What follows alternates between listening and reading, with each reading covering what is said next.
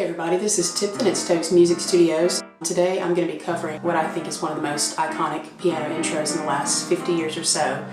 It's on Joe Cocker's version of Feelin' Alright, and I believe Artie Butler is doing all the really cool piano work on it. So what I'm going to cover is the intro, which is pretty much the meat of the song. He just changed it up a little bit for the verses and the chorus, but you can play it throughout. And then there's a long soloing section, but after that it drops down. And there's a particular little part that has a few little riffs in it that I'm going to cover that brings it back into the rest of the song. Basically, if you take a soloing or any type of section in there that's different, any length, you can bring it back in with that section. That's pretty much it. It's a really fun one to play. It's a really good exercise for getting your right and left hand to work together and work with some different rhythms. I hope you have fun with it, and I hope it helps. Don't forget to like and subscribe. There's a lot of videos on the page for guitar, piano, ukulele, probably some other stuff that I'm not thinking of at the moment, for all different skill levels. So be sure to check it out. We appreciate it.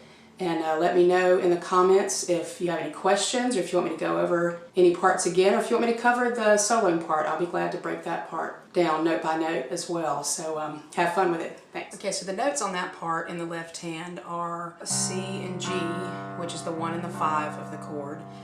So by leaving out that 3, you're not making it a major or a minor, which is great for blues type stuff because you can waver between that major and minor, those scales, and the scale establishes whether it's a major or minor. So left hand, C and G, and then it goes to F and C, which is also the 1 and 5 in that chord. And in the right hand, you're playing a voicing of a C7. So a C7 would be 1, 3, 5, flat 7, or C, E, G, flat 7. And this is leaving out the 1. So the root is not in the right hand, the root is in the left hand. And then when you go to the F, it's also an F7, which an F7 would be F, A, C, E flat.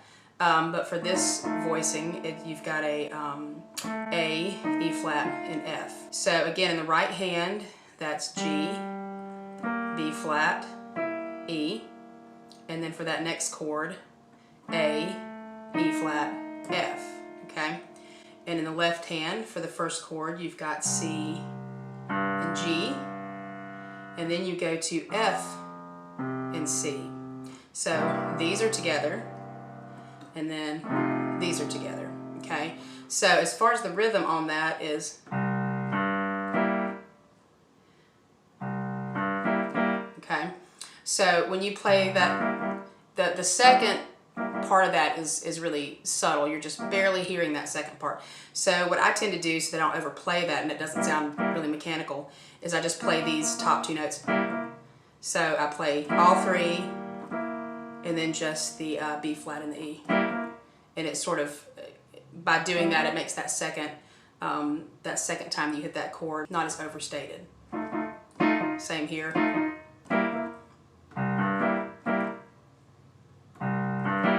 And then this one, same rhythm. Okay. And then, let's see, let's do that with a metronome.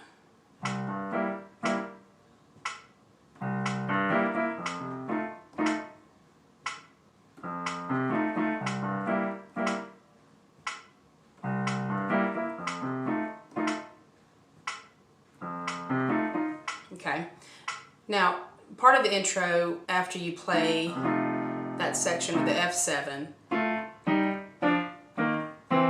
it does that. It goes, and then right back into that C7. And that is, let's see, that would be your A and F, G and E flat, F and D, E flat, B flat, E and C. Okay? And one thing you can do to kind of add, again, to make this style of playing not sound mechanical, is it's almost well, piano is a percussion instrument, but you're treating it percussively. You're just barely, hitting some of these keys. So you can roll into that. So coming out of then right back into that part.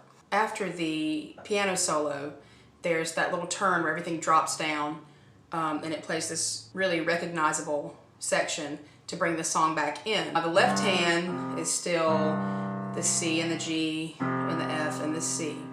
But the right hand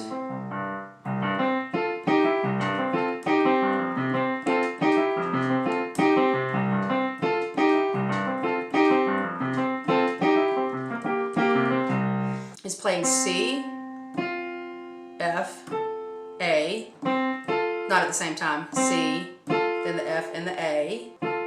And then it does what's called a grace note from that E flat to the E, almost like you accidentally played it. It's very quick. Kind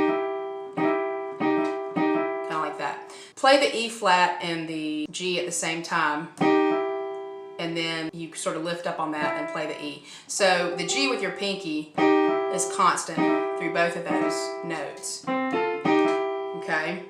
And since it's hard to get a feel for the rhythm without doing the left hand, you play the C, G, and then immediately the C in the right hand. Okay? Okay? And then for that second part, after that, it's just a little bit different. You play the C, and then the F and the A, and then the E flat and the G, but instead of doing that grace note, play those and then the C. So those parts together.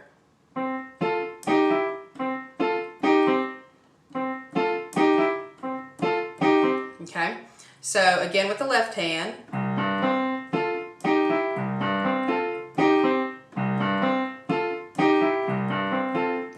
Okay, and the good thing is when it changes to the F in the left hand, you're doing the same thing with the right hand.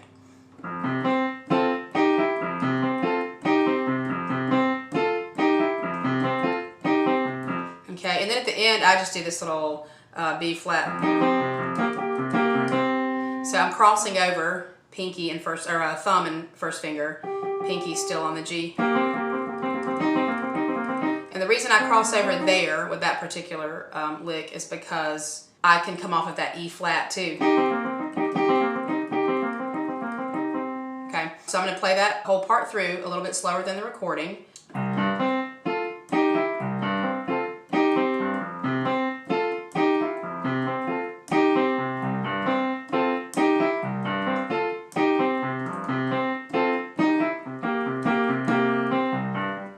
You could go right back into that part right there. So again, those are the two really standout parts of the song. As far as the piano solo, you can kind of play lots of different things for that. I'm not one to really want to play things note for note, but if you guys want me to break that down note for note, or just give you some nice blues licks in that key so you can kind of do your own thing, I will be glad to do that as well. Just let me know.